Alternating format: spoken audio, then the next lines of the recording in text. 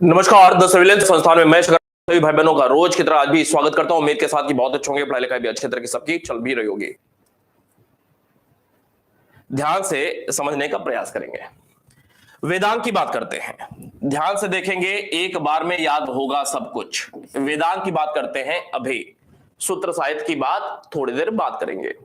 वेदांग दो शब्द के मिलने से बन रहा है वेद और अंग, अर्थात वेदों के अंग के रूप में वेदांग ग्रंथों को समझा जाता है। वेदों के अंग के रूप में वेदांग ग्रंथों को समझा जाता है, सिंपल सी बात है। इनकी रचना क्यों हुई, सबसे अहम बात है कि इनकी रचना क्यों हो रही है। तो भाई, वेदों के स्वरूप एवं इसकी संरचना को समझने के लिए, संरचना को समझने हेतु किन ग्रंथों की रचना हुई? उत्तर है वेदांग ग्रंथों की रचना हुई। वेदों के स्वरूप और संरचना को समझने के लिए जिन ग्रंथों की रचना हुई उन्हें वेदांग कहा जाता है। दूसरी महत्वपूर्ण बात, इनकी संख्या कितनी है? तो सबको पता होगा कि इनकी संख्या है 6। कितनी? 6।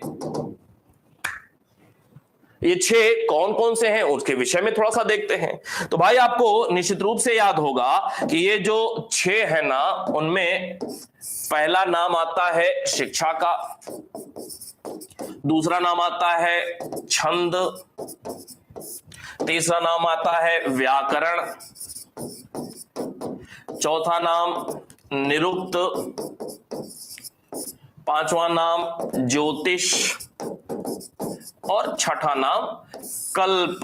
नहीं, ये कुल 6 वेदांग ग्रंथ हो गए। ये एक्चुअली ग्रंथ नहीं है, ये विषय हैं। इन विषयों से संबंधित कुछ किताबें भी लिखी जा रही हैं। तो ये इस नाम के ग्रंथ नहीं है, बल्कि ये विषय है। इन विषयों पर कुछ ग्रंथ लिखे गए हैं। ये अपने आप में ये 6 ग्रंथ नहीं है, बल्कि यह विषय है, ये वेदांगों के विषय हैं। ये वेदांग विषय हैं जिन पर कुछ किताबें लिखी जा रही हैं। तो ये जो 6 हमने देखा, इसके संदर्भ में बात करते हैं। आमतौर पे परीक्षाओं में पूछा जाता है कि वेद की नाक किसे कहा जाता है। सीधे सीधे प्रश्न बनते हैं शिक्षा को लेकर के। पहली बात कि वेद की नाक किसे कहा जाता है, तो वेद की नाक भाई शिक्षा को ही कहा जाता है। याद रहेगा, वेद की नाक किसको कहा जाता है?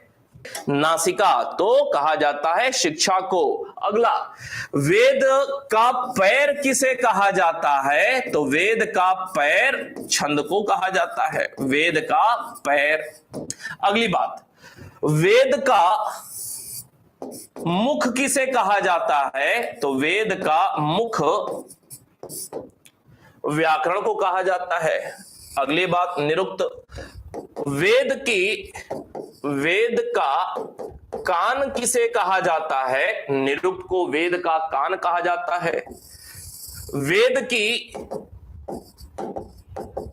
आंख किसको कहा जाता है? तो वेद की आंख ज्योतिष को कहा जाता है। वेद का हाथ किसे कहा जाता है? तो वेद का हाथ कल्प को कहा जाता है। पहले तो ये याद रखना है, याद रहेगा। वेद की आंख या नेत्र किसको कहा जाता है? ज्योतिष को। वेद का हाथ कल्प को कहा जाता है। अब बात समझिएगा। अब इससे संबंधित कुछ अन्य बातें बताते हैं। ये जो शिक्षा है ना, दूसरी महत्वपूर्ण बात, शिक्षा विषय पर लिखी हुई प्राचीनतम पुस्तक कौन सी है? तो शिक्षा विषय पर लिखी हुई प्राचीनतम पुस्तक जो है वो है प्रतिशाख्य। याद रहेगा, प्रतिशाख्य। प्रश्न पूछा हुआ है, यह प्रतिशाख्य किसने लिखा है, इस बात की जानकारी नहीं है। प्रश्न कभी भी पूछा जाएगा तो शिक्षा विषय पर लिखी हुई प्राचीनतम पुस्तक कौन? प्रतिशाख्य। याद रहेगा, प्रतिशाख्य। ठीक है। अगली बात, छंद से संबंधित प्राचीनतम पुस्तक कौन सी है? तो छंद विषय पर लिखी हुई प्राचीनतम पुस्तक छंद सूत्र है। छंद सूत्र है, जिसकी रचना किसने किया है? इसकी रचना पिंगल मुनि के द्वारा हुई है। पिंगल मुनि या पिंगल वत्स कह लें, पिंगल मुनि या पिंगल वत्स। छंद सूत्र, छंद विषय पर लिखी हुई प्राचीनतम पुस्तक कौन? छंद सूत्र। किसके द्वारा लिखी हुई? पिंगल वत्स के द्वारा। अब इसमें एक बात और, ये जो छंद सूत्र है ना, बात समझिएगा। आमतौर पे आप लोग शून्य को जानते हैं, जब भी लिखना होता है 1 2 3 तो उसके पहले शून्य भी होता है। ये जो शून्य है ना, शून्य के पहले, जब शून्य का आविष्कार नहीं हुआ था, शून्य का आविष्कार भी भारत से ही हुआ है। शून्य का जब आविष्कार नहीं हुआ था तो शून्य के आविष्कार के पहले इस बिंदु प्रतीक का प्रयोग किया जाता था। बिंदु प्रतीक का प्रयोग किया जाता था शून्य के पहले, शून्य के आविष्कार के पहले। याद करेंगे, शून्य के आविष्कार के पहले, शून्य के जानकारी के पहले भारत में बिंदु प्रतीक का प्रयोग किया जाता था।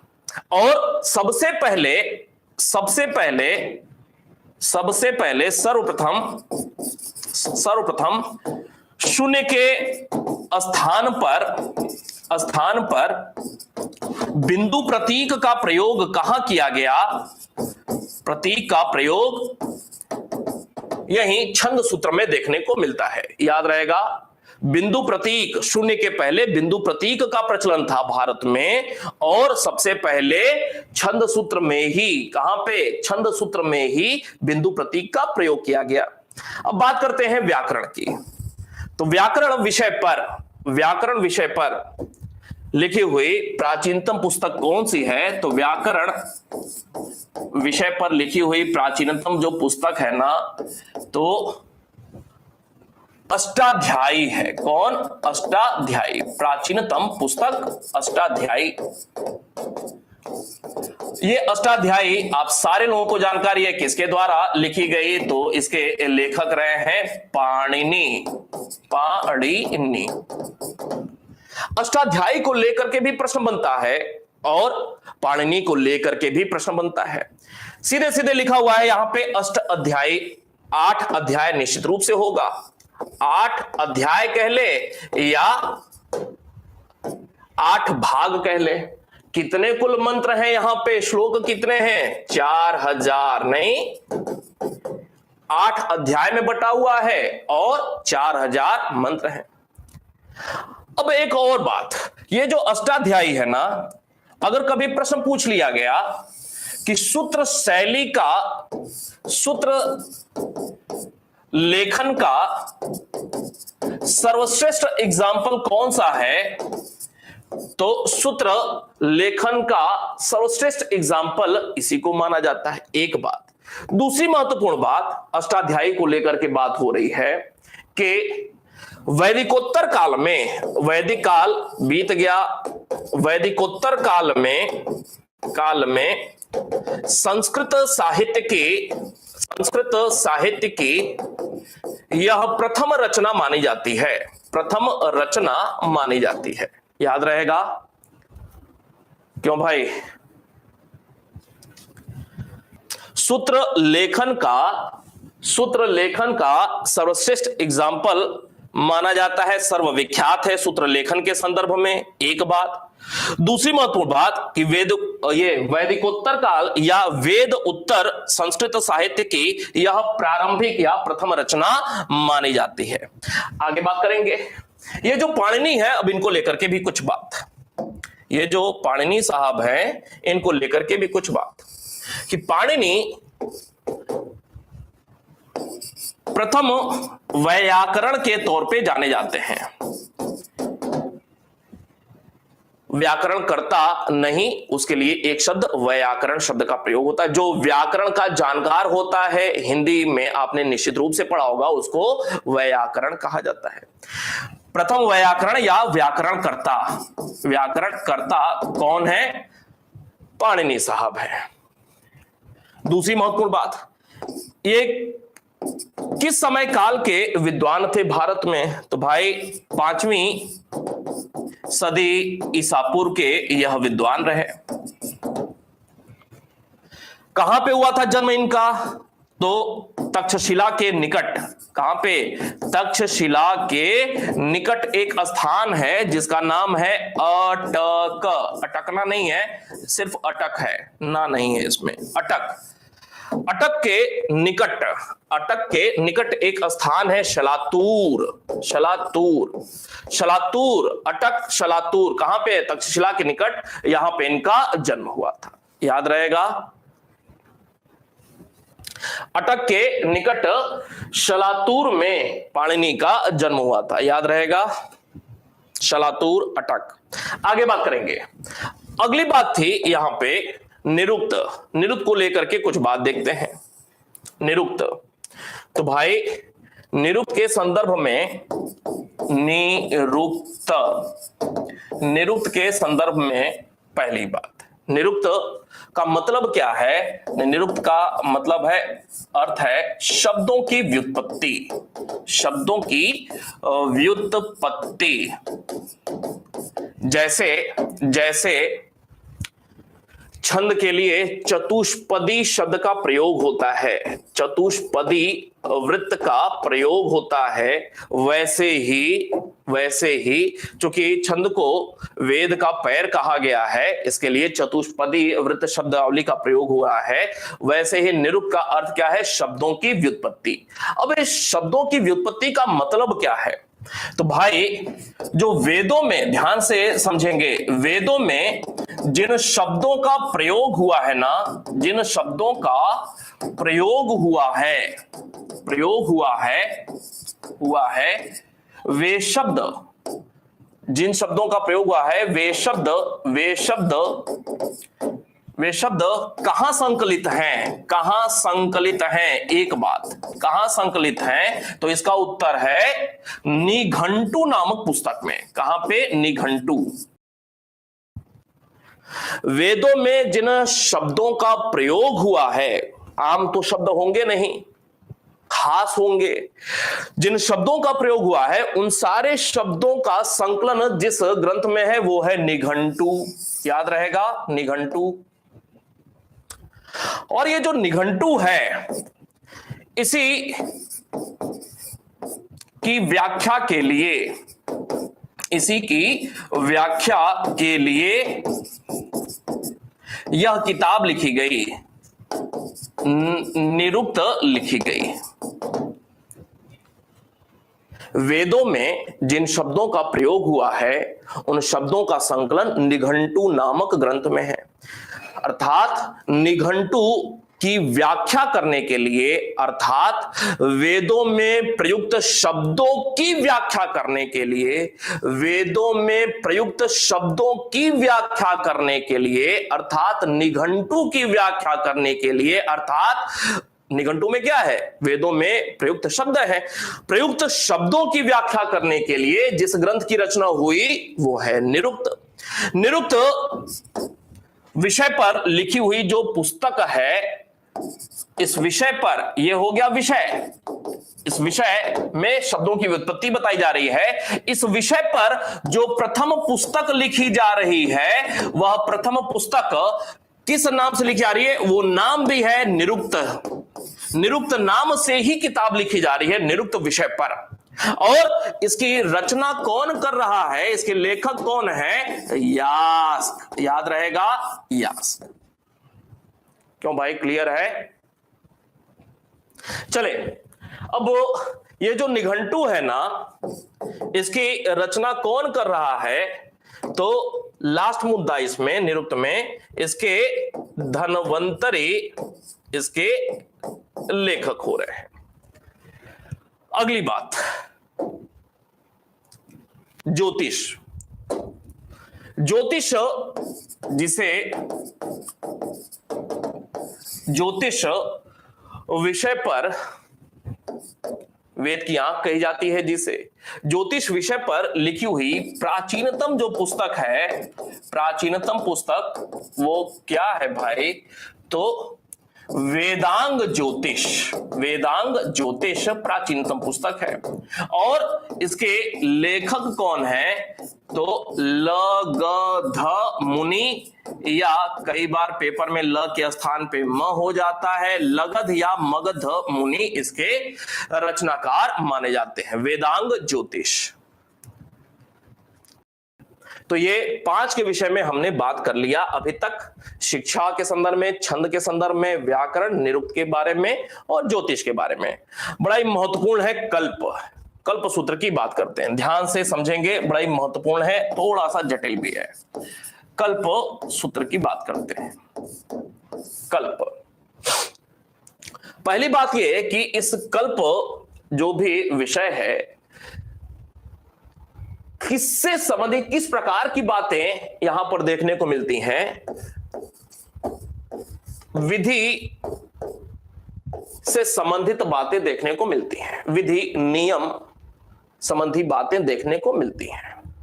ये जो कल्प सूत्र है, कुछ खास बातें। पहली बात, ये जो कल्प सूत्र है, विधि संबंधी बातें, संबंधी बातें महत्वपूर्ण है। ये एक एक तथ्य महत्वपूर्ण है। ये जो कल्प सूत्र है, क्या वो गद्य में है या पद्य में है? तो याद करेंगे, ये गद्य में है, इसमें गद्य में है। इनकी जो रचना हो रही है, वो रचना क्यों हो रही है? तो वेदों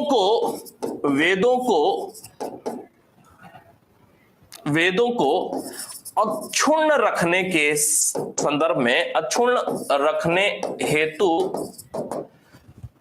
सूत्र साहित्य कह लें, सूत्र साहित्य की रचना हो रही है या कल्प सूत्र की रचना हो रही है।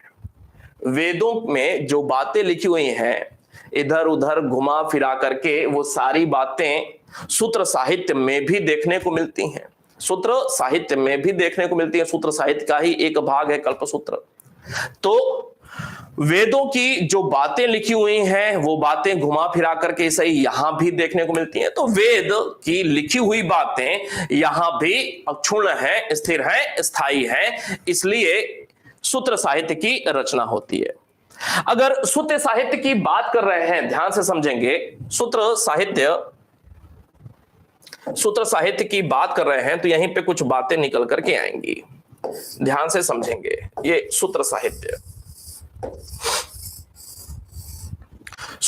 की बात हो रही है। एक महत्वपूर्ण तथ्य निकल करके आ रहा है, गद्य में यह भी है, वेदों को अक्षुण्ण रखने के लिए सूत्र साहित्य।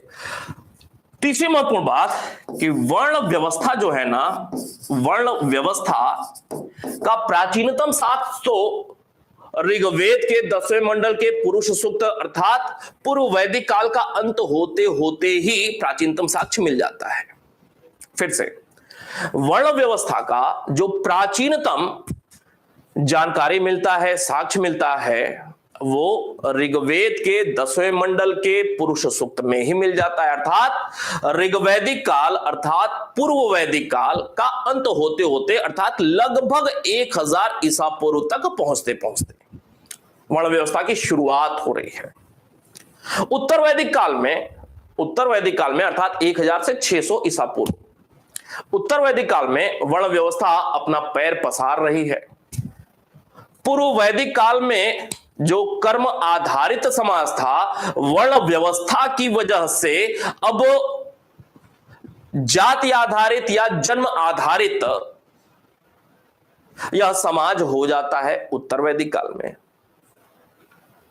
और जैसे जैसे समय आगे बढ़ रहा है, फिर महाजनपद काल या सूत्र काल का समय आ रहा है। वैदिक काल के बाद सूत्र काल का समय आ रहा है। सूत्र काल का समय मोटे तौर पे समझ लें 500 ईसा पूर्व से लेकर के 200 ईसा पूर्व का जो समय काल है, वो सूत्र काल के तौर पे जाना जाता है। ये जो सूत्र काल है, इसमें वर्ण व्यवस्था अपने बिल्कुल स्थायी रूप में स्थापित हो जाती है। जिस अतिरंजित स्थिति में आज हम देखते हैं, उसकी शुरुआत सूत्र काल में ही हो जाती है। तो प्रश्न बनता है कि वर्ण व्यवस्था का वर्ण व्यवस्था की स्पष्ट जानकारी कहां से मिलती है? तो वर्ण व्यवस्था की स्पष्ट जानकारी सूत्र साहित्य में ही देखने को मिलती। एक बात। दूसरी महत्वपूर्ण बात कि जब 5वीं सदी ईसा पूर्व में हम प्रवेश करते हैं, महाजनपद काल में प्रवेश करते हैं, या सूत्र काल में, महाजनपद काल का मतलब लगभग मोटे तौर पे 100 वर्ष का समय काल, 6ठी सदी ईसा पूर्व। उसके बाद तुरंत सूत्र काल का समय शुरू हो रहा है। सूत्र काल में वर्ण संकर की स्थिति देखने को मिलती है, अर्थात एक वर्ण दूसरे वर्ण के साथ संयुक्त हो रहा है। एक वर्ण का दूसरे वर्ण में शादी विवाह हो रहा है, तो वर्ण संकरता की स्थिति पैदा हो रही है। और वर्ण संकरता की वजह से ही जाति की शुरुआत होती है। वर्ण संकर व्यवस्था की वजह से ही, अब मान लें ब्राह्मण का विवाह किसी ब्राह्मण लड़की से ही हो रहा है, तो वर्ण संकरता की बात नहीं हो रही, सिर्फ वर्ण की बात हो रही है। लेकिन अगर कहीं से कुछ ऐसी बात हो गई, किसी का दिल ही लग गया, अब तो भाई कुछ भी नहीं किया जा सकता। किसी ब्राह्मण का क्षत्रिय के साथ अगर दिल लग गया, तो ब्राह्मण और क्षत्रिय जब एक हो रहे हैं, तो यही प्रोसेस वर्ण संकरता के तौर पे जानी जाती है। और इसी से जातियों के प्रगुणन शुरू होते हैं। शनय धीरे धीरे बहुत सारी जातियां समय के साथ मिलती चली जाती हैं। फिर अभी तो वर्ण संकरता की स्थिति शुरू हो रही थी, वर्ण संकरता से जाति निकलती है। फिर समय और आगे बढ़ा, अब एक जाति का दूसरे जाति के साथ विवाह हो रहा है, तो जाति में और ज्यादा प्रगुणन हो रहा है। तो समझ रहे हैं कि जाति व्यवस्था कैसे भारत में फैलती चली गई। शुरुआत वर्ण से होती है, वर्ण संकरता होता है, फिर वर्ण संकरता से जाति, फिर एक जाति दूसरे जाति से विवाह, फिर इसके साथ साथ ये जातियों में प्रगुणन हो रहा है, धीरे धीरे उसका विकास होता जा रहा है। भारत में बहुत सारी जातियां देखने को मिलती हैं। भारत में इतनी सारी जातियां कैसे आई, उम्मीद करता हूं कि आज निश्चित रूप से यह बात क्लियर हो गई होगी। ठीक है, चलें। प्रश्न बनता है यहां पे कि ये जो वर्ण संकर है ना, या जाति जो है ना, इसकी प्रथम जानकारी कहां से मिलती है? कि प्रथम जानकारी यह सूत्र साहित्य से ही प्रथम जानकारी मिलती है। सूत्र साहित्य में ये जो समय है 500 ईसा पूर्व से लेकर के 200 ईसा पूर्व, महाजनपद काल के ठीक बाद का समय काल, इसमें अर्थात सूत्र साहित्य से इस समय काल की जानकारी मोटे तौर पे कहां से मिल रही है? तो भाई महाजनपद काल के ठीक बाद सूत्र साहित्य से इस समय काल की जानकारी मिल रही है। और सूत्र साहित्य से एक विकसित न्याय व्यवस्था या न्याय प्रणाली की भी जानकारी मिल रही है। सीधे सीधे प्रश्न बनेगा कि वर्ण व्यवस्था की स्पष्ट जानकारी कहां से? सूत्र साहित्य से। प्राचीनतम नहीं पूछ रहा है, वो तो पुरुष सूक्त हो जाएगा। स्पष्ट जानकारी, विधिवत जानकारी, ठोस जानकारी। दूसरी बात, वर्ण संकर या जाति की प्रथम जानकारी कहां से? सूत्र साहित्य से मिलती है। विकसित न्याय प्रणाली की जानकारी कहां से मिलती है? सूत्र साहित्य से मिलती है। क्लियर है? आगे बात करेंगे। बात ये सूत्र साहित्य की हो गई। अब बात करेंगे कल्पसूत्र पे, हम लोग बात कर रहे थे, इसको समझने का प्रयास करेंगे। कल्पसूत्र में विधि संबंधी बातें देखने को मिलती हैं। कल्पसूत्र के कुल 4 भाग देखने को मिलते हैं। कुल 4 भाग देखने को मिलते हैं। 4 भाग। पहला, पता होगा, पहले भी आप लोगों ने पढ़ा होगा, श्रौत सूत्र। दूसरा, शुल्ब सूत्र। कई किताबों में ऐसा भी लिखा हुआ है कि इसी का भाग है, श्रौत सूत्र का ही भाग बता दिया गया है शुल्ब सूत्र को। उसका भी कारण क्या है मैं बताता हूं, फिलहाल हम लोग अलग अलग करके देखते हैं। श्रौत सूत्र से ही जुड़ा हुआ भाग इस वजह से कहा जाता है क्योंकि इसमें भी यज्ञ संबंधी बातें हैं, इसमें भी यज्ञ संबंधी ही नियम बताए गए हैं। कारण यही है, इस वजह से कई बार श्रौत सूत्र से ही निकला हुआ शुल्व सूत्र या श्रौत सूत्र का ही एक भाग शुल्व सूत्र को बता दिया जाता है। ठीक है, चले, शुल्व सूत्र दूसरा हो गया। तीसरी बात गृह्य सूत्र और चौथा धर्म सूत्र। ये कुल 4 भाग देखने को मिलते हैं कल्प सूत्र के। बारी बारी से देखते हैं। ये जो श्रौत सूत्र है, तो श्रौत सूत्र में किस प्रकार के नियम संबंधी बातें, कल्प सूत्र में क्या है, विधि नियम। तो यज्ञ से संबंधित विधि या बातें श्रौत सूत्र में देखने को मिलती हैं, एक बात।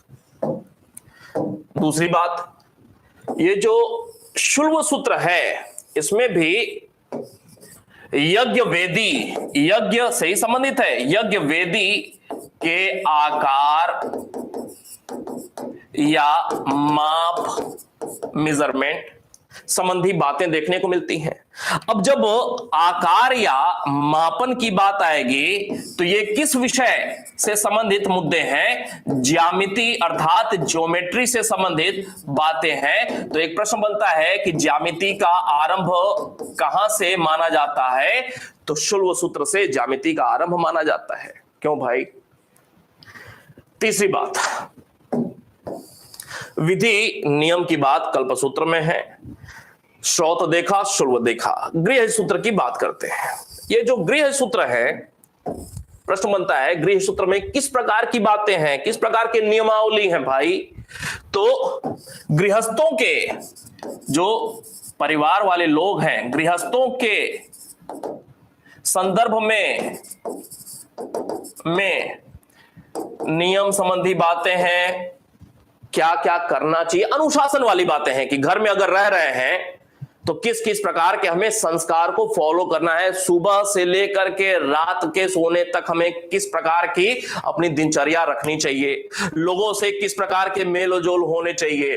ठीक है, गृहस्थों के संदर्भ में नियम या संस्कार का उल्लेख, गृहस्थों के संस्कारों का उल्लेख कहां पर, तो उत्तर है गृह्य सूत्र में।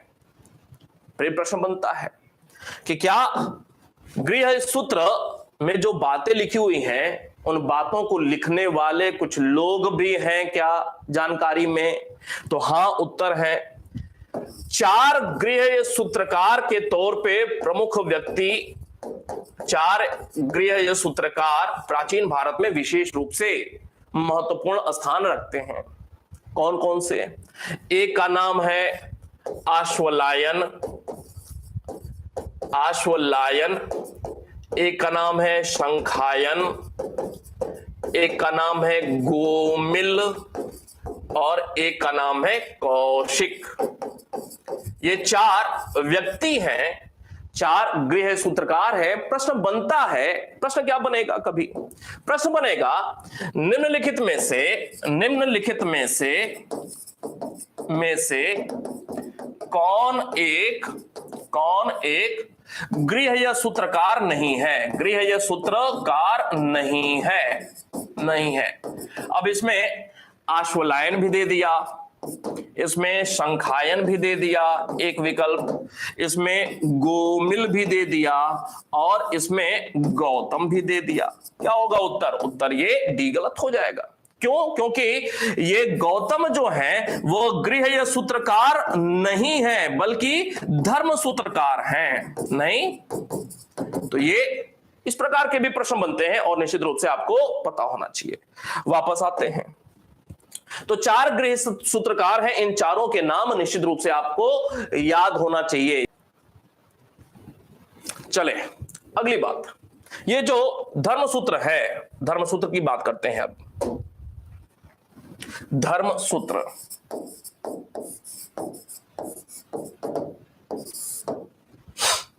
धर्मसूत्रों में किस प्रकार की बातें हैं? समाज के संदर्भ में अभी तो गृह सूत्र में हमने देखा परिवार के संदर्भ में, गृह सूत्र में हमने परिवार के संदर्भ में बातें देखी, परिवार में किस प्रकार के संस्कार होने चाहिए। क्यों? गृह सूत्र में हमने गृहस्थों के संदर्भ में देखा, गृहस्थ अर्थात परिवार के संदर्भ में बात देखी। अब धर्म सूत्र में अब हम इससे आगे बढ़ेंगे और समाज की अब बात होगी। समझ में आ रही बात? एक और डेवलपमेंट देखने को मिलता है। ये जो धर्म सूत्र है इसमें किस प्रकार की बातें हैं? तो भाई इसमें सामाजिक कानून के संदर्भ में बातें हैं, कानून संबंधी बातें हैं। अब सामाजिक कानून का मतलब क्या हो गया? राजनीतिक भी हो गई, सांस्कृतिक भी हो गई, आर्थिक भी हो गई, या समाज वाला सामाजिक तो है ही है। अर्थात परिवार से बाहर जैसे ही निकले समाज में गए तो समाज में जितने भी डायमेंशंस हो सकते हैं सारे के सारे डायमेंशन से संबंधित बातें धर्मसूत्र में देखने को मिलती हैं। अगला, प्रमुख धर्म सूत्रकार कौन कौन से हैं? प्रमुख धर्म सूत्रकार, यह महत्वपूर्ण हो जाती है बात। एक गौतम, एक आपस्तंभ, एक बौधायन और एक वशिष्ठ। ये चार, कितने? चार प्रमुख धर्म सूत्रकार के तौर पे ये नाम है। अब प्रश्न यहां पे बनता है, प्रश्न क्या बनता है गौतम को लेकर के कि प्राचीनतम मतलब पहले, दुनिया के पहले, भारत के पहले धर्मसूत्रकार कौन से हैं? तो प्राचीनतम धर्मसूत्रकार गौतम को। क्यों भाई? आपस्तंभ, आपस्तंभ का संबंध दक्षिण भारत के, ये दक्षिण भारत के धर्मसूत्रकार थे, धर्मसूत्रकार थे। याद रहेगा, ये दोनों प्रश्न अपने आप में कई बार पूछा हुआ है, बड़ा ही महत्वपूर्ण प्रश्न है। कौन है दक्षिण भारत का? आपस्तंभ, जुबान से बोले आपस्तंभ। ठीक है, एक प्रश्न और, इतनी बात फिलहाल। एक प्रश्न और, ये जो धर्मसूत्र है ना, कुछ कई बार एक खास प्रकार का प्रश्न पूछा हुआ है कि धर्मसूत्रों में कितने प्रकार के विवाह का उल्लेख मिलता है? तो भाई इसमें प्राचीन काल में 8 प्रकार के विवाह प्रचलन में थे, 8 के यहां पे बातें देखने को मिलती हैं। 8 प्रकार के विवाहों का उल्लेख मिलता है। ठीक वैसे ही जैसे दक्षिण भारत संगम काल में मणि मेखलई हम पढ़ते हैं ना, तो वहां भी 8 प्रकार के विवाहों का उल्लेख देखने को मिलता है। उत्तर भारत की बात किया जाए या धर्मसूत्रों की बात किया जाए तो यहां भी कुल 8 प्रकार के विवाहों का उल्लेख धर्मसूत्रों में देखने को मिलता है। अब बात करेंगे ये जो धर्मसूत्र है ना गौतम, बारी बारी से देखेंगे क्या कुछ खास बात लिखी हुई है। ये जो गौतम धर्मसूत्र है, गौतम के द्वारा लिखी गई धर्मसूत्र गौतम धर्मसूत्र के नाम से जानी जा रही है। गौतम धर्मसूत्र में प्रमुख बातें क्या हैं वो समझेंगे। प्रमुख बातें, पहली बात आपको बता दिया प्राचीनतम है ही, प्राचीनतम है। दूसरी महत्वपूर्ण बात, पेपर में प्रश्न बनेगा कि कौन सा निम्नलिखित में से किसमें या निम्नलिखित में से कौन से धर्मसूत्र में यह कहा गया है कि राजा का पद, राजा मतलब शासक, राजा का पद जो है ब्राह्मण को छोड़कर, ब्राह्मण वर्ण को छोड़कर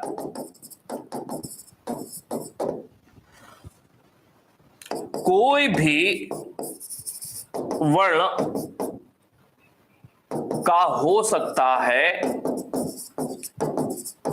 यह बात कहां लिखी हुई है? गौतम धर्मसूत्र में। अर्थात राजा कभी भी ब्राह्मण नहीं हो सकता है, राजा क्षत्रिय वर्ण का भी व्यक्ति हो सकता है, वैश्य वर्ण का भी राजा बन सकता है, शूद्र वर्ण का भी राजा बन सकता है, लेकिन ब्राह्मण वर्ण के लिए राजा का पद गौतम धर्मसूत्र में मना किया गया है। याद रहेगा, दूसरी महत्वपूर्ण बात,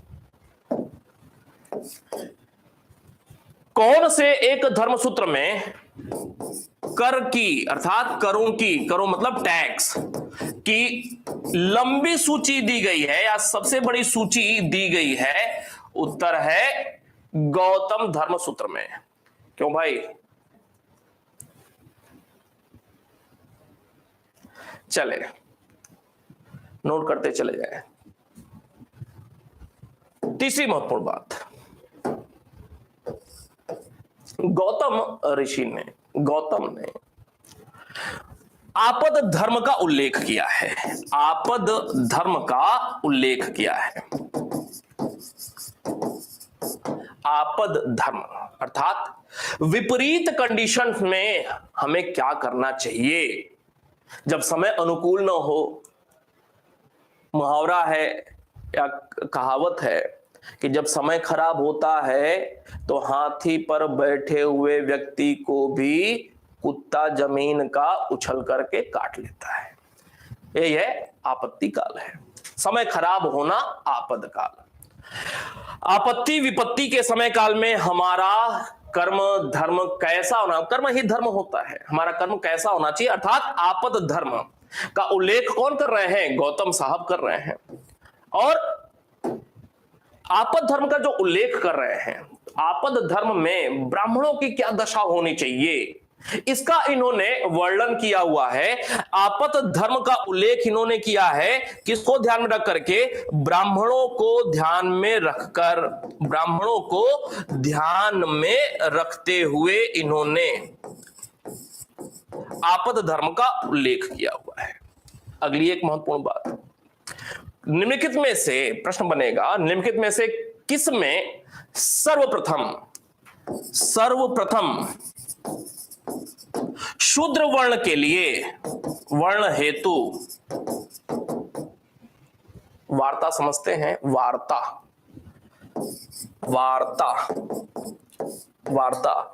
का विधान किया गया है,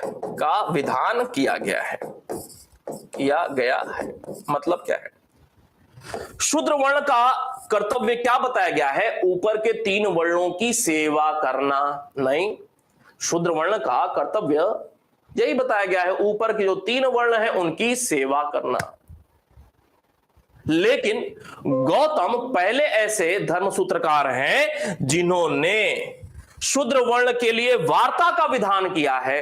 वार्ता का मतलब कृषि करना, वार्ता का मतलब व्यापार कार्य करना, वार्ता का मतलब पशुपालन करना।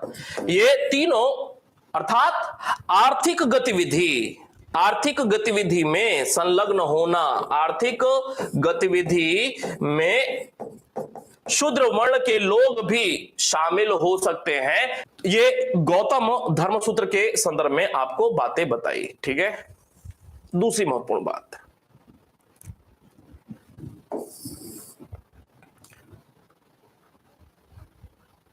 बौधायन के विषय में बात करते हैं। बौधायन धर्मसूत्र, बौधायन साहब क्या कहते हैं? बौधायन ये कहते हैं कि अगर कोई राजा प्रजा की, बौधायन कहते हैं कि अगर कोई राजा प्रजा की रक्षा कर रहा है, राजा प्रजा की, यह भी प्रश्न पूछा हुआ है, राजा प्रजा की रक्षा कर रहा है तो उस रक्षा के बदले क्या मिलना चाहिए? उपज का 1/6 भाग मिलना चाहिए। किससे मिलना चाहिए? जिसकी रक्षा कर रहा है राजा को मिलना चाहिए उपज का 1/6 भाग। याद रहेगा, उपज का कितना? 1/6 भाग। कहां यह बात की जा रही है? तो यह बात बौधायन में कही जा रही है। अगली बात, ये जो वशिष्ठ धर्मसूत्र लिखा उसके संदर्भ में एक सबसे महत्वपूर्ण बात, वशिष्ठ धर्मसूत्र में आमतौर पे जो धर्म सूत्रकार हैं या स्मृति ग्रंथ हैं उसमें महिलाओं के पुनर्विवाह का निषेध किया गया है। एक बार विधवा हो गई तो अब विधवा ही रहेंगी, ठीक है, मथुरा जाए। लेकिन वशिष्ठ धर्मसूत्र में कुछ विशेष परिस्थितियों में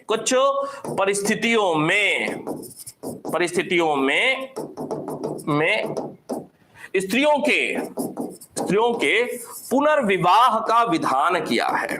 पुनर्विवाह का विधान इन्होंने किया हुआ है। ये सारी बड़े काम के ये सारे तथ्य हैं, निश्चित रूप से याद होना चाहिए, ठीक है। वशिष्ठ, तो ये आपको आज मैंने पहुंचाने का प्रयास किया।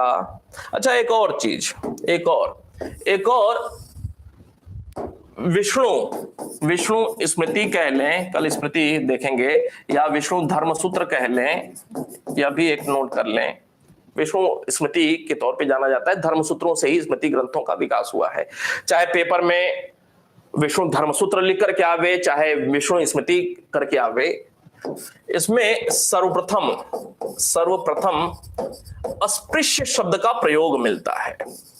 कुछ पेपर में मैंने देखा हुआ है विष्णु के साथ स्मृति न लिख करके धर्मसूत्र लिखा हुआ आया है ऑप्शन में। इस वजह से बता रहा हूं कि विष्णु स्मृति लिख करके आवे चाहे विष्णु धर्मसूत्र लिख करके आवे, सर्वप्रथम अस्पृश्य शब्द का प्रयोग यहां पर देखने को मिलता है।